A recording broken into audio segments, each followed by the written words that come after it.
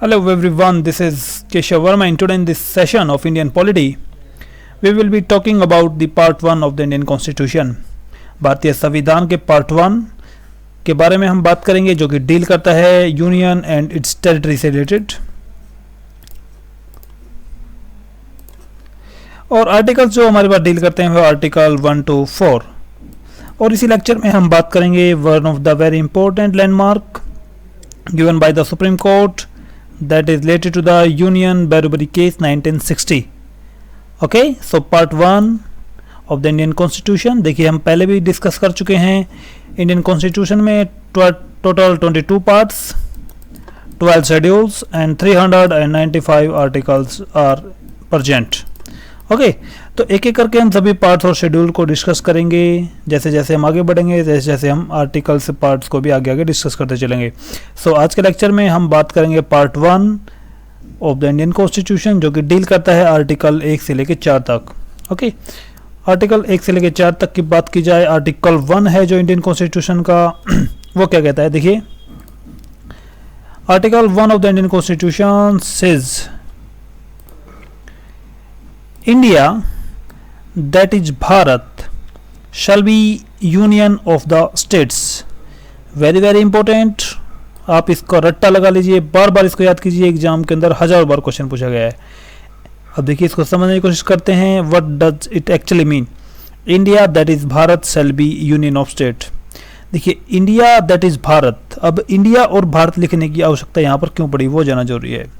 देखिए constituent assembly में जब संविधान का निर्माण हो रहा था, कुछ लोग ऐसे थे जिन्होंने पक्ष रखा कि इंडिया है जो संविधान में इसका नाम भारत रखा जाना चाहिए। कुछ लोग जो कि मॉडर्न लोग थे, लिबरल लोग थे, उन्होंने सुजेशन दिया कि इंडिया जो कि एक मॉडर्न नेम है वही कॉन्स्टिट्यूशन के अंदर होना चाहिए। ओके, कुछ ट्रेडिशनल लोगों ने भारत को एज ए भारत कॉन्स्टिट्यूशन में अप्लाई करने के लिए सुजेशन दिया। कुछ लोगों ने सुजेशन दिया कि इसका मॉडर्न नेम इंडिया होना चाहिए। सो आर्टिकल 1 जो कि आर्टिकल 1 जो कि भारत की डेफिनेशन करता है वो ये कि इंडिया के दो ऑफिशियल नेम है, India and Bharat. Okay, so article 1 का क्लोज 1 बोलता है India that is Bharat shall B A union of states. अब देखिए एक इंपॉर्टेंट टर्म हमारे पास है union of states, very very important, ये हमारे लिए जानना बहुत इंपॉर्टेंट है। यूनियन ऑफ स्टेट्स को अगर हम सिंपल भाषा में बोले तो इसको आप कह सकते हैं राज्यों का संघ। देखिए होता क्या है, एक टर्म होती है फेडरेशन जिसके बारे में हम कई बार बात कर चुके हैं। Federation mean distribution of the powers between the central government and state government.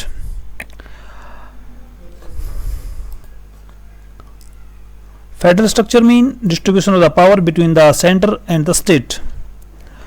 अब देखिए इंडिया में भी कुछ ऐसी ही स्ट्रक्चर है, हम भी डिस्ट्रीब्यूशन ऑफ पावर कर रहे हैं between the state and the central government. कुछ शक्तियां केंद्र सरकार के पास हैं, कुछ शक्तियां राज्य सरकार के पास हैं।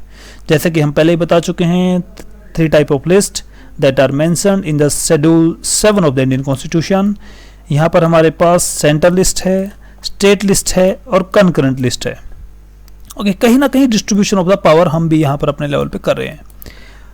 तो हमने आर्टिकल 1 की क्लोज 1 जिसके अंदर हमने मेंशन किया India that is Bharat shall be union of the state, यहां पर हमने term federation of the state क्यों नहीं यूज किया वो हमारे लिए इंपॉर्टेंट है। Why we have not use the term federation of the state. अगर हम USA United States of America की बात करें तो वहां पर फेडरेशन ऑफ द स्टेट्स है। ओके, तो फेडरेशन जो टर्म है एक्चुअली ये 2 प्रकार की फेडरेशन होती है। एक होती है holding together, HOLDING holding together, एक होती है कमिंग टुगेदर। ओके, इंडिया की जो स्ट्रक्चर है वो है हमारे पास holding together. Holding together mean central government है that is more powerful than the state governments. India exist state exist because India exist. On the other side अगर federal structure जहां पे कमिंग टुगेदर की बात की जाए, कमिंग टुगेदर मीन यूएसए के case में अगर हम देखें कमिंग टुगेदर का, वहां पर काफी स्टेट से 15 स्टेट से आई थिंक 15 स्टेट्स एक साथ मिले, उन्होंने क्या किया, एक देश का निर्माण किया, एक स्ट्रॉन्ग सेंटर का निर्माण किया। ओके, इन सभी राज्यों का अपना अपना अलग अलग संविधान था, इनकी अपनी अपनी सोवरेनिटी थी over the things, over making the laws and other things. Okay, तो this is the concept of coming together. Coming together का एग्जांपल आपने देखा यूनाइटेड स्टेट्स के अंदर, लेकिन होल्डिंग टुगेदर भाई इंडिया है, इंडिया के कुछ स्टेट्स हैं, वो इंडिया की यूनियन का पार्ट रहेंगे। That is mentioned under clause 1 of the article 1। Okay, union of state mean राज्यों का संघ। Okay, federation of the states हमने क्यों इस्तेमाल किया? क्योंकि we are holding together, okay, not coming together. जो स्टेट्स हैं हमने उनको होल्ड किया हुआ है, सेंट्रल गवर्नमेंट ने उसको होल्ड किया है, ना कि वो अपनी मर्जी से यहाँ पे होल्ड हुए हैं। अपनी मर्जी से सेंट्रल गवर्नमेंट ने होल्ड किया है और अपनी मर्जी से ही उसको हम आगे चेंज कर सकते हैं, नेम चेंज कर सकते हैं, वो धीरे धीरे हम आगे के आर्टिकल्स में देखेंगे। So article 1 clause 1, India that is Bharat shall B A union of states. Union of state mean राज्यों का संघ। ओके, आर्टिकल 1 में दो इंपॉर्टेंट चीजें हैं, इंडिया और भारत, यहाँ पे ऑफिशियल नेम निकल गए हैं, और यूनियन ऑफ द स्टेट्स है इंडिया। ओके, आर्टिकल 1 के क्लॉज 2 की बात की जाए, article 1 clause 2 talks about the states and the territories shall be specified in the first schedule of the Indian Constitution। भारतीय संविधान में हमें पता है टोटल 12 शेड्यूल्स हैं यहाँ पर, जिसके बारे में हम पहले के लेक्चर में डिटेल में डिस्कस कर चुके हैं। तो जो भी स्टेट होंगी और यूनियन टेरिटरीज होंगी वो सभी के सभी स्पेसिफाइड होंगी या फिर मेंशन होगी इन the first schedule of the constitution. Okay, first schedule deals with name of the states and territories. Okay, जो स्टेट्स के नाम हैं और टेरिटरीज के नाम हैं वो यहाँ पर अल्फाबेटिकली अरेंज किए गए हैं। Okay, so clause 1 clause 2 I think ये क्लियर होगा आपको। अब बात करते हैं clause 3, that is very important. The territory of the India shall comprise या फिर is made up of, India की जो टेरिटरी होगी वो किस चीज से मिलकर बनी होगी? The territory of the states, राज्यों की जो टेरिटरी है, the UT mentioned in the first schedule, UT mean union territories that are mentioned in the first schedule, and such other boundary territory as may be acquired from time to time, और ऐसी territory जो कि India समय समय पर acquire कर सकता है। ओके, कौन कौन सी ऐसी टेरिटरी हैं जो इंडिया ने एक्वायर की time to time? In the year 1962 1962 के दौरान इंडिया ने 10th कॉन्स्टिट्यूशनल अमेंडमेंट के द्वारा दादर और नागर हवेली को ऑक्युपाई किया from the Portuguese possession. Okay, आप प्लीज नोट कीजिएगा, 1962 में 10th कॉन्स्टिट्यूशनल अमेंडमेंट के द्वारा दादर और नागर हवेली को इंडिया ने ऑक्युपाई किया from Portuguese possession. Okay, actually it was a judgement that was given by the International Court of Justice. इसके बारे में हम डिटेल में बाद में डिस्कस करेंगे, फिलहाल के लिए बात याद रखिए, the territory of India shall comprise of territory of the states, UTs that are mentioned in the first schedule, and such other territory that may be acquired from time to time, ऐसी territories जिनको India acquire कर सकता है समय समय पर। Okay, तो article 1 में 3 इंपॉर्टेंट चीजें, इंडिया का नाम, India that is Bharat shall B A union of the states, राज्यों का संघ होगा, राज्यों का संघ होगा जहां पर हमारे पास केंद्र होगा वो ज्यादा शक्तिशाली होगा as compare to the states. The states and territory shall be specified in the first schedule, जो भी स्टेट्स के नाम होंगे, शेड्यूल्स होंगे, वो सब के सब मेंशन किए जाएंगे in the first schedule. Okay, total 12 schedule in the Indian constitution, जिसमें से फर्स्ट शेड्यूल में मेंशन होगा स्टेट्स और टेरिटरीज के नेम। एंड द तीसरा जो सबसे इंपॉर्टेंट प्रोविजन है वो ये, the territory of the India shall comprise of territory of the states, UTs and any such territories that may be acquired from time to time. This is the article 1 of the Indian constitution. Now article 2 की बात की जाए, article 2 क्या कहता है? Article 2 कहता है parliament में by law admit into union or establish new states on such terms and condition as it thinks fit। Article 2 बोलता है पार्लियामेंट मे बाय लॉ, ये टर्म हमारे लिए जाना बहुत जरूरी है। Parliament may by law meaning by introducing a bill. Introduction of bill का मीनिंग क्या है? लोकसभा या राज्यसभा में से किसी एक सदन में एक बिल को इंट्रोड्यूस करके इसको पास करवा के इसके बाद राष्ट्रपति की कंसेंट लेके इनके सिग्नेचर करा के पार्लियामेंट जो है can admit mean something new area, किसी नए एरिया को अगर हमें ऐड करना है तो उसको बोला जाएगा एडमिट। और कौन सा नया एरिया? ऐसा एरिया जो कि पहले पार्ट नहीं था इंडियन यूनियन का।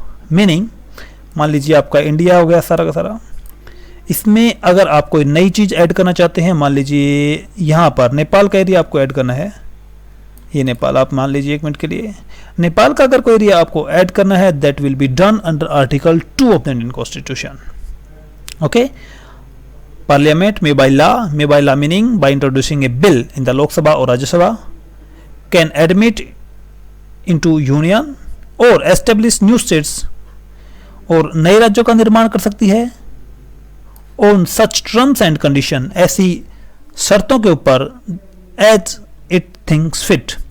अगर पार्लियामेंट को अपनी मर्जी से कोई भी ऐसी टर्म्स एंड कंडीशन के ऊपर लगता है कि भाई हमें कोई नया राज्य या कोई नया एरिया ऑक्युपाई करना है, तो राज्य सरकार ऐसा कर सकती है लॉ के द्वारा meaning by introducing a bill in Lok Sabha, Rajya Sabha and then finally with the consent of the president of India.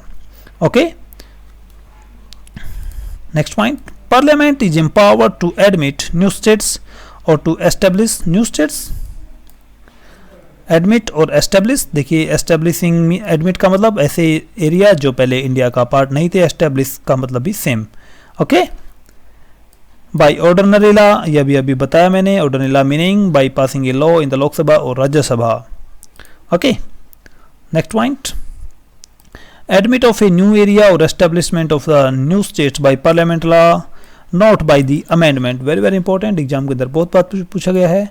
जब भी कोई नया एरिया एस्टेब्लिश होगा या कोई नया स्टेट एस्टेब्लिश होगा, this is done by the parliament law not by the process of amendment. मतलब संविधान में संशोधन करके हम कोई नए एरिया को ऐड नहीं कर सकते, बल्कि पार्लियामेंट्री लॉ के द्वारा हम एक नया स्टेट या फिर नया एरिया को ऑक्युपाई कर सकते हैं, इंडियन यूनियन के अंदर ऐड कर सकते हैं।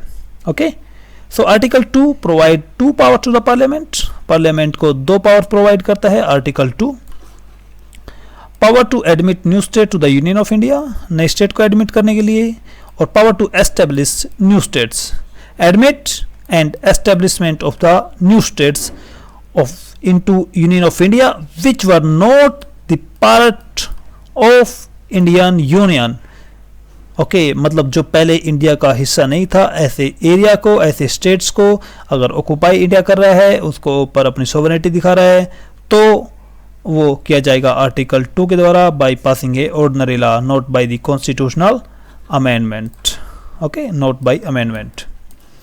So Article 2 basically deals with change in the external structure of India।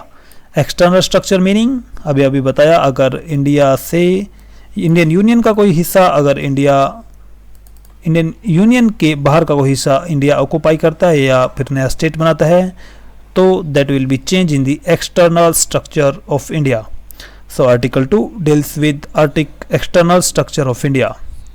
Okay, 2 power provide करता है, to admit new state or to establish new state into Union of India। okay, Article 2 admit और establishment, और 2 power provide की, वो है admit और establishment of new states। okay, this is the Article 2। इसका एक बहुत ही प्यारा एग्जाम्पल आप देख सकते हैं, सिक्किम जो राज्य था that were not earlier the part of India, इसको इंडिया लेटर ऑन ऑक्युपाई करते हैं। इसके पीछे की जो स्टोरी है वो हम आगे के लेक्चर में डिस्कस करेंगे, जब हम बात कर रहे होंगे इवोल्यूशन ऑफ द स्टेट्स के बारे में। ओके, फिलहाल के लिए बात याद रखिए, article 2 provide 2 powers, admit of the new states and establishment of new states, and it will lead to the external structure in India, and it is done by parliamentary law not by the amendment process under article 368। okay, now article 3, article 3 क्या बोलता है? Parliament may by law meaning ordinary law के द्वारा, Lok Sabha, Rajya Sabha, president, जैसे कि हमने article 2 के अंदर देखा। इसमें क्या क्या इंपॉर्टेंट प्रोविजन है वो देख लेते हैं। Form A new state by separation of territory from any state और by uniting two or more states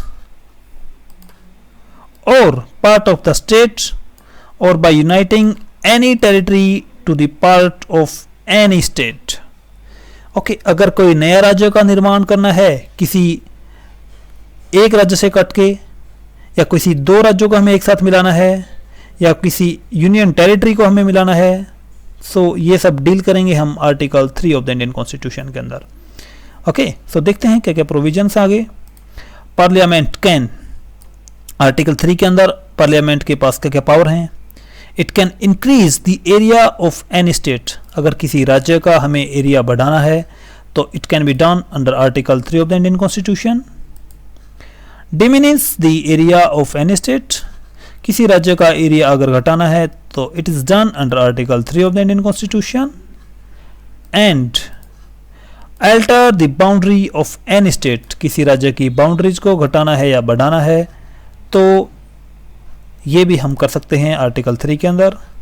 alter the name of any state, अगर किसी राज्य का नाम बदलना है तो ये भी हम कर सकते हैं आर्टिकल 3 के अंदर।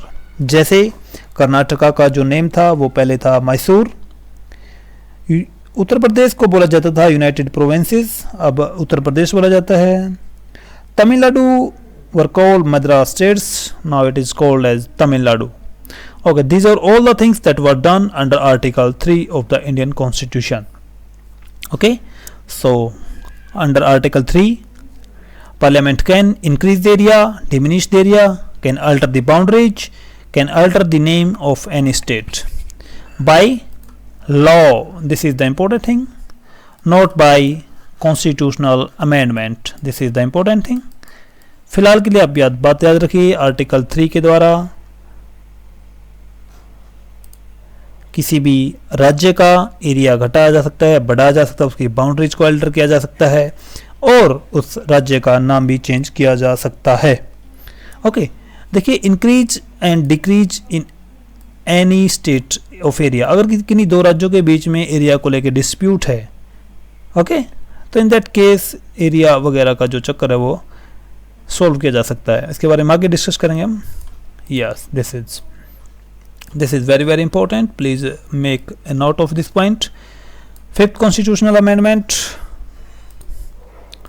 1955 में 5वां संविधान संशोधन हुआ था, उसमें क्या प्रोविजन थे वो देख लेते हैं। Provided that no bill for the purpose shall be introduced in either house of the parliament except on the recommendation of the president। Okay, जो 5वां संविधान संशोधन 1955 है, बेसिकली ये डील करता है आपके आर्टिकल 3 से। आर्टिकल 3 में हमने बात की कि किसी स्टेट का एरिया इंक्रीज करना है, डिक्रीज करना है, या बाउंड्री को अल्टर करना है, या फिर हमें उस स्टेट का नेम चेंज करना है। ओके, अगर इस तरीके के कोई प्रोविजन आ रहे हैं तो इसके लिए क्या बोला गया? Provided that no bill for the purpose shall be introduced in either of the houses of parliament except on the recommendation of the president. Meaning, अगर इस तरीके का कोई बिल जिसमें किसी स्टेट का नाम चेंज करना है, एरिया चेंज करना है, या उसकी बाउंड्री को अल्टर करना है, इस तरीके का बिल आप डायरेक्ट पार्लियामेंट के किसी भी हाउस, अपर हाउस या लोअर हाउस में इंट्रोड्यूस नहीं कर सकते accept on the recommendation of president. इसके लिए आपको प्रायर अप्रूवल लेनी पड़ेगी प्रेसिडेंट यानी राष्ट्रपति महोदय की। ओके, तो फिफ्थ कॉन्स्टिट्यूशनल अमेंडमेंट में ये बात बोली गई। What does it mean? इसका मतलब क्या हुआ? Meaning, if parliament wants to create a new state the prior permission of the president is necessary. अगर पार्लियामेंट को नया स्टेट बनाना चाहती है या फिर उसकी एरिया का किसी स्टेट का एरिया घटाना बढ़ाना या फिर उसकी बाउंड्रीज को अल्टर करना चाहती है, उसका नेम चेंज करना चाहती है, तो इसके लिए आपको प्रेसिडेंट की अनुमति लेनी पड़ेगी पहले, prior permission. Okay, then president, इसके बाद प्रेसिडेंट क्या करेंगे, president will refer the bills to the concern state legislature for their view और सजेशन। जैसे ही प्रेसिडेंट के पास वो बिल आएगा, प्रेसिडेंट क्या करेंगे, उसको रीड करके जिस भी स्टेट लेजिस्लेचर या फिर जिस विधानसभा से वो बिलोंग करता है वहाँ पे उसको रेफर करेगा और उनको बोलेगा कि आप इसके बारे में अपने सजेशन दीजिए, व्यूज दीजिए with in a particular time. This is important thing. साथ में राष्ट्रपति एक पर्टिकुलर टाइम भी प्रोवाइड करेंगे कि भैया आपको 3 महीने के अंदर, 4 महीने के अंदर इसके ऊपर अपने सजेशन देने हैं, अपने विचार देने हैं।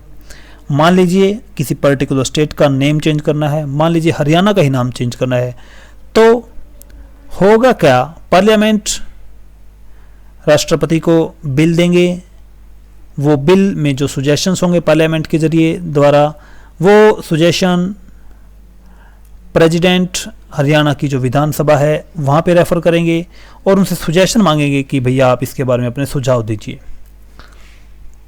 अब इसके बाद क्या होगा, द व्यूज और the suggestions given by the state legislature are not binding in nature to the parliament.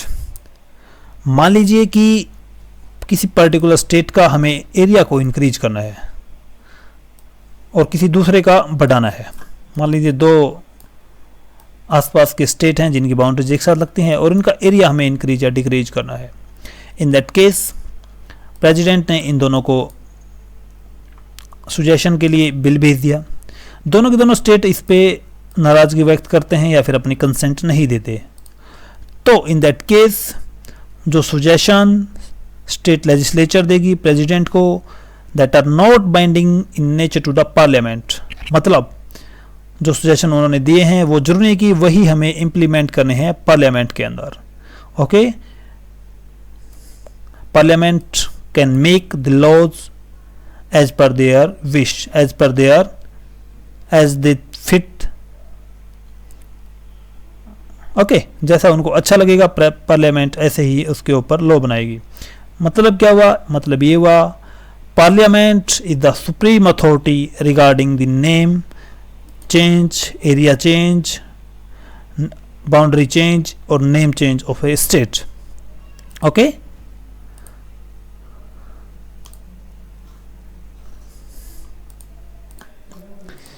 इसके बाद क्या चीजें हैं, प्लीज आप सभी इन पॉइंटों का, ये जो पॉइंट्स यहाँ पे डिस्कस किए हैं, प्लीज इनका आप नोट्स बना लीजिएगा। 5th कॉन्स्टिट्यूशनल अमेंडमेंट ने प्रोवाइड किया था ये कि पहले राष्ट्रपति के पास बिल जाएगा, इसके बाद राष्ट्रपति उसको रेफर करेगा कंसर्न लेजिस्लेचर को और कंसर्न लेजिस्लेचर उसके ऊपर अपने सजेशंस दे सकती है, but the suggestions are not binding in nature to the parliament. Okay, काम पार्लियामेंट अपने हिसाब से ही करेगी, लेकिन उसको सजेशन के लिए भेज सकती है to the concern legislature. Okay, next one, what are the important point, parliament can redraw the political map of India according to its will। अभी देखिए बात की, कंसर्न लेजिस्लेचर के पास वो बिल चला गया, उसे सजेशन मांगे, अगर कंसर्न लेजिस्लेचर है, विधानसभा है, उसके ऊपर अपनी नाराजगी व्यक्त करती है, तो इसके बावजूद भी पार्लियामेंट को अधिकार है कि वो अपने हिसाब से डिसीजन ले। इसका मतलब क्या हुआ, parliament can redraw the political map of India. Parliament के पास पावर है कि वो अपना पॉलिटिकल मैप है उसको रीड्रॉ कर सकते या दोबारा उसको बना सके। Hence territory integrity and continuant existence of any state is not guaranteed by the constitution. किसी राज्य की जो टेरिटरी है और किसी राज्य का जो एग्जिस्टेंस है, that is not in continued existence, parliament can change it। okay, article 2, article 3 provide the power to the parliament to occupy possessions of other countries or change in the boundaries, name of any particular state, meaning parliament can redraw the political map। okay, this is the power of the parliament, power of the center। So we can say India is a federal structure with more power concentrated in the center. Okay, therefore India is rightly described as indestructible union of destructible states. India को बोला जाता है इनडेस्ट्रक्टेबल union, meaning ऐसा union जिसको आप destruct नहीं कर सकते, उसको खत्म नहीं कर सकते, ऑफ डिस्ट्रक्टेबल स्टेट, ऐसे स्टेट जिनको खत्म किया जा सकता है. मीनिंग इंडिया, मीनिंग हम कह सकते हैं state exist because India exists. Okay, सभी राज्यों का वजूद इसीलिए है क्योंकि इंडिया का वजूद है. Meaning strong centre, Indian union. Okay, indestructible union of destructible states. Okay, हमने देखा अभी स्टेट्स के कैसे डिस्ट्रक्ट किया जा सकता है, उनकी बाउंड्रीज को घटाया बढ़ाया जा सकता है as per the parliamentary wishes. Okay, whereas USA is described as destructible union of the indestructible states. देखिए पार्ट 1 आर्टिकल 1 में हमने बताया कि यूएसए की जो स्ट्रक्चर है वो है फेडरल स्ट्रक्चर. हर राज्य का वहाँ पे अपना अपना संविधान है, उनकी अपनी अपनी सॉवरेनिटी है. वो सभी के सभी राज्य एक साथ आए और उन्होंने यूएसए या फिर यूनाइटेड स्टेट्स ऑफ अमेरिका का निर्माण किया. USA exist because the state in USA exist. USA इसलिए एग्जिस्ट करता है क्योंकि वहाँ पर जो राज्य हैं वो एग्जिस्ट कर रहे हैं. ओके, इसका उल्टा बिल्कुल इंडिया में है. स्टेट एग्जिस्ट कर रहे हैं क्योंकि वहाँ पर इंडिया एग्जिस्ट कर रहे हैं. Okay, these are the important points. So दो आर्टिकल्स, आर्टिकल 2 और आर्टिकल 3 का main conclusion, parliament power with strong centre. Okay, parliament can redraw the political map of India according to its will. Okay, now article 4 of the Indian Constitution. Article 4 क्या बोल रहे हैं?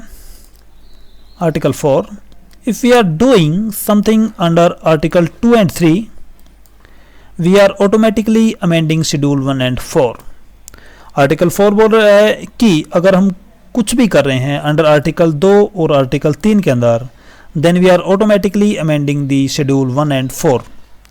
देखिए article 2 हमने बात की एक्सटर्नल स्ट्रक्चर अगर change कर रहा है इंडिया की बाउंड्रीज चेंज हो रही हैं तो आर्टिकल 2 के अंदर. आर्टिकल 3 अगर कोई इंटरनल स्ट्रक्चर स्टेट की बाउंड्रीज वगैरह नेम स्ट्रक्चर चेंज हो रही है तो we are automatically amending the schedule 1 and 4. Article 1 यहाँ पर यूनियन एंड इट्स टेरिटरीज की जो स्टेट्स के नेम है, यूनियन टेरिटरीज के नेम है, वो ऑटोमेटिकली चेंज हो जाएंगे क्योंकि अगर कोई नया स्टेट बनता है तो उसमें भी शेड्यूल 1 के अंदर भी हमें उसके अंदर चेंज लाना पड़ेगा. उसके लिए हमें अमेंडमेंट करना पड़ेगा under article 368.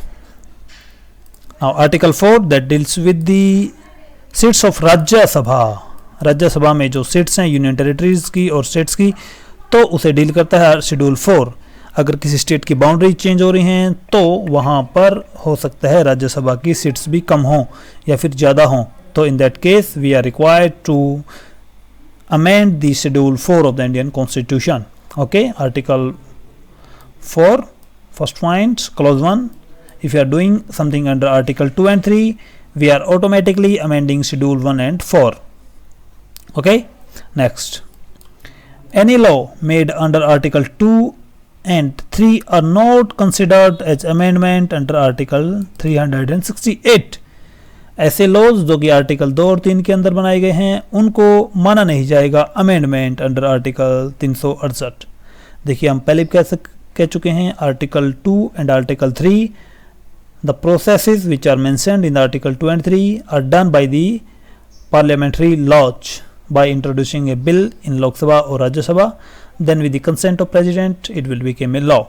Okay, so any law that is made under article 2 and 3 are not considered as amendment in the article 368, meaning such law can be passed by simple majority and ordinary legislative process. अगर article 2 और 3 के अंदर कोई कानून पास हो रहा है तो उसको सिंपल मेजोरिटी के द्वारा पास किया जा सकता है और ऑर्डिनरी लेजिस्लेटिव प्रोसेस के द्वारा उसको पास किया जा सकता है. So this is the article 4. Okay, so पहले हम बात कर चुके हैं चारों के चारों यस। हम बात करें 4 के 4 इंपॉर्टेंट आर्टिकल्स जो कि हमारे पास इंपॉर्टेंट थे। Article 1, article 2, article 3, article 4। Article 1 बोला India that is Bharat shall B A union of the states. Article 2 deal किया हमारे पास अगर हमारे पास एक्सटर्नल स्ट्रक्चर चेंज हो रही है उससे डील करेगा। Article 3 it will deal with the internal structure, अगर राज्य देश के अंदर कोई इंटरनल स्ट्रक्चर किसी स्टेट की बाउंड्री या फिर नेम के साथ चेंज हो रहा है तो it will deal with article 3। और article 4 it is related to article 2 and 3, और यहाँ पे बोला गया आर्टिकल 2 और 3 के अंदर जो भी चेंजेस होंगे that will not be considered as amendment, उनको संविधान संशोधन नहीं माना जाएगा under article 368। Okay, this is the part 1 of the Indian constitution. I think आपको सभी के सभी पॉइंट्स याद हो गए होंगे। अगर फिर भी आपका कोई डाउट है तो प्लीज़ आप कमेंट करके हमें बताइएगा। ओके, सी अब हमारे पास बहुत ही इंपॉर्टेंट जो लैंडमार्क है Berubari union case. It was year 1960। Exam के अंदर बहुत बार पूछा जाता है, आपके लिए जानना भी बेहद ज़रूरी है। ओके, इसके पीछे की स्टोरी क्या है वो हम एक बार देख लेते हैं। थोड़ी सी हिस्ट्री अगर हम बात करें तो 1947 जब इंडिया आज़ाद हुआ उस वक्त India and Pakistan boundaries were defined was sir Radcliffe. Sir Radcliffe ने इंडिया और पाकिस्तान की बाउंड्रीज को डिफाइन किया। उन्होंने बताया कि इंडिया कौन सा सेक्शन में रहेगा, पाकिस्तान कौन से सेक्शन में रहेगा। बाउंड्रीज वर बेस्ड ऑन थाना, जो थाना सिस्टम थे, थाना मतलब ये पुलिस थाना थे, उसी के आधार पे इन्होंने डिमार्केशन किया इंडिया की बाउंड्रीज का। बैरूबरी जो कि हमारे पास वेस्ट बंगाल, पश्चिम बंगाल में जो जलपाईगुड़ी डिस्ट्रिक्ट है वहाँ पे एक एरिया था, और ये एरिया एक मुस्लिम डोमिनेटेड एरिया था, मतलब मुस्लिम बाहुल्य इलाका था, जहाँ पर लगभग 90% ऑफ द पॉपुलेशन वाज मुस्लिम। 90% लोग मुस्लिम समुदाय से बिलोंग कर रहे थे। पाकिस्तान क्या करता है, इस एरिया को क्लेम करता है कि ये हमारा एरिया होना चाहिए क्योंकि यहाँ पे मुस्लिम की संख्या बहुत ज़्यादा है। ओके, उस वक्त जो प्रधानमंत्री थे देश के वो थे पंडित जवाहरलाल नेहरू, और पाकिस्तान के जो प्रधानमंत्री थे वो थे फिरोज खान नूर। ओके, ये बात हमारे पास चल रही थी इन द ईयर 1958। 1947 में देश आज़ाद हुआ, इसके बाद 1958 की ये बात हम कर रहे हैं। तो 1958 में यहाँ पर एग्रीमेंट होता है बिटवीन इंडिया और पाकिस्तान, इसको बोला गया नेहरू नून एग्रीमेंट। नेहरू नून एग्रीमेंट में क्या हुआ, some part of the Berubari was given to India and some part was given to the Pakistan। Okay, देखिए 1958 का समय था। 1958 के समय में देखिए यहाँ पर प्रधानमंत्री जवाहरलाल नेहरू बात करते हैं कि बैरूबरी का जो इलाका है वो पाकिस्तान को दे दिया जाना चाहिए। तो जैसे जैसे ये बातें आम होती है तो लोगों में आक्रोश होता है, बात राष्ट्रपति तक पहुंचती है। राष्ट्रपति उस वक्त थे हमारे पास श्री राजेंद्र प्रसाद या फिर डॉक्टर राजेंद्र प्रसाद। डॉक्टर राजेंद्र प्रसाद अपने आर्टिकल 147 जो कि राष्ट्रपति को अधिकार प्रोवाइड करता है कि राष्ट्रपति किसी टॉपिक के ऊपर या किसी मुद्दे के ऊपर सुप्रीम कोर्ट जा सकते हैं और सुप्रीम कोर्ट से उसके बारे में सजेशंस मांग सकते हैं। ओके, सो यहाँ पर राष्ट्रपति 147 आर्टिकल की अपनी पावर को इस्तेमाल करते हैं और सुप्रीम कोर्ट में इसके रिगार्डिंग सजेशंस मांगते हैं। इसके रिगार्डिंग मतलब बैरूबरी केस के regarding. Okay, so supreme court after a long discussion in the year 1960 यहाँ पर सजेशन देता है। सुप्रीम कोर्ट के सजेशन क्या थे? Supreme court advises that parliament can not give any area of India to the foreign country under article 3। देखिए article 3 में हमने बात की थी कि पार्लियामेंट के पास पावर है कि वो किसी भी स्टेट का एरिया को घटा सकती है, बढ़ा सकती है, उसका नेम चेंज कर सकती है, उसकी बाउंड्रीज को अल्टर कर सकती है under article 3 of the Indian constitution by passing a ordinary law. Okay, तो सुप्रीम कोर्ट इसके ऊपर अपना जजमेंट देते हैं कि पार्लियामेंट किसी भी एरिया को, किसी भी स्टेट के एरिया को या फिर इंडिया के एरिया को किसी फॉरेन कंट्री या किसी दूसरे मुल्क को एरिया नहीं दे सकती। Okay, supreme court advises that parliament can not give any area of India to the foreign country under article 3। मतलब आर्टिकल 3 के अंदर हम कोई भी एरिया दूसरे देश को नहीं दे सकते। ओके, इसके बाद सुप्रीम कोर्ट जो सेकंड एडवाइस देती है, supreme court advises that government can not do so by using its executive power bye issuing A gazette. Supreme court साथ के साथ ये भी बोलती है कि जो गवर्नमेंट ऑफ इंडिया है वो अपनी एग्जीक्यूटिव पावर्स का इस्तेमाल करते हुए भी ऐसा नहीं कर सकती। मीनिंग जैसे कोई गजट वगैरह जारी करके भी कई बार ऑर्डर जारी किया जाता है, तो इसके बारे में भी यहाँ पर मना किया गया। Okay, supreme court advise the state government can not do so meaning can not give the area to the foreign country by using its executive powers. Okay. Further, Supreme Court suggests that the constitutional amendment for the same under Article 368. Okay, अब देखिए बात हुई बैरूबरी case की। बैरूबरी जो area था वो मुस्लिम बहुल्य इलाका था। पाकिस्तान उसकी डिमांड कर रहे थे कि भाई हमें ये एरिया मिलना चाहिए क्योंकि यहाँ पर मुसलमान लोग बहुत ज़्यादा मात्रा में हैं।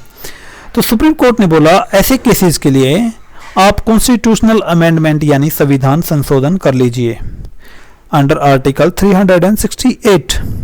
देखिए वैसे आर्टिकल 3 को हम पढ़ें तो उसके अंदर क्लियर कट लिखा हुआ है कि ऐसे कानून जो आर्टिकल 2 और 3 के अंदर बनेंगे वो एक ऑर्डिनरी प्रोसेस के द्वारा होंगे, ऑर्डिनरी लॉ की प्रोसेस से होंगे, not by the constitutional amendment.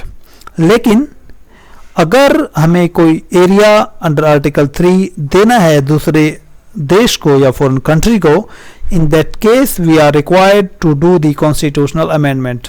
ऐसे केस में हमें संविधान संशोधन करना पड़ेगा under article 368। Okay, so Berubari case से regarding it was in the year when 1960 when 9th constitutional amendment was done and Berubari का जो इलाका है it was given to the Pakistan. Okay, so conclusion बात का क्या हुआ, आर्टिकल 2 और 3 एक्सटर्नल स्ट्रक्चर चेंज हो रही है, इंटरनल स्ट्रक्चर चेंज हो रही है। आर्टिकल 3 में बोला गया कि पार्लियामेंट के पास पावर है कि वो स्ट्रक्चर चेंज कर सकता है किसी भी स्टेट की, उसकी बाउंड्रीज को अल्टर कर सकता है, एरिया को डिमिनिश या फिर इंक्रीज कर सकता है। लेकिन अगर हमें किसी राज्य की या किसी पर्टिकुलर एरिया को किसी दूसरे देश को देना होगा तो it will not be done by N ordinary law, it will be done by the process of constitutional amendment. Constitutional amendment क्यों बोला गया, क्योंकि कॉन्स्टिट्यूशनल अमेंडमेंट की जो प्रोसेस है it is hard then the process of passing an ordinary law. Okay, 2/3 majority की जरूरत पड़ती है यहाँ पर, इसके बारे में हम हालांकि बाद में डिस्कस करेंगे। सो आप फिलहाल के लिए बात याद रखिए, if we are required to give some area to the foreign country then we are required to do the constitutional amendment under article 368. It was done, it was concluded by the Supreme Court in the year 1960. इसके बाद 1969 में भी एक important landmark आता है supreme court का, वो हम आगे के लेक्चर्स में बात करें उसके बारे में। सो आज के लेक्चर में सिर्फ इतना ही, एक बार इसका रिवीजन ले लेते हैं क्योंकि काफ़ी डिफिकल्ट चीज़ें थी जो भी हमने डिस्कस की। हमने बात की आर्टिकल 1, आर्टिकल 2, आर्टिकल 3, आर्टिकल 4 और बैरूबरी यूनियन केस के बारे में। Article 1, India shall be A union of the states, India that is Bharat, यहाँ पर दो नाम इंडिया और Bharat, union of the states जो कि मेंशन हमारे पास शेड्यूल 1 के अंदर। आर्टिकल 2 हमारा डील किया with the change in the external structure of the India. Article 3 change in the internal structure of the India. Article 4 में बोला गया अगर हम आर्टिकल 2 और 3 में कोई चेंज कर रहे हैं that's mean we are also amending the schedule 1 and schedule 4 of the Indian constitution. Okay, and this should not be considered as amendment, this should be considered as ordinary law passed by the simple majority. Okay, Berubari union case में बोला गया कि अगर कोई foreign territory या कोई Indian territory है हमें फॉरेन नेशन को देनी है, in that case we are required to do the constitutional amendment या फिर संविधान संशोधन की प्रोसेस हमें फॉलो करनी होगी। Okay, so this is the end of the video. आपको ये वीडियो कैसी लगी, आपके क्या क्या डाउट्स हैं इस वीडियो के बारे में, आप प्लीज़ हमें कमेंट करके बताइएगा। आपके कोई सजेशंस हैं तो प्लीज़ वो भी हमें कमेंट करके बताइएगा। देखिए पार्ट 1 ये आर्टिकल्स वगैरह का जो सेक्शन है काफ़ी डिफ़िकल्ट है, अगर आपको समझ ना आए तो प्लीज़ आप वीडियो को दोबारा देखिएगा। इसके बाद भी अगर नहीं समझ आए तो आप आपकी जो समस्या है प्लीज़ हमें कमेंट करके ज़रूर बताइएगा। आपकी प्रतिक्रियाओं का हमें बेसब्री से इंतज़ार रहता है। So thank you very much and keep learning. सीखते रहिएगा प्लीज़।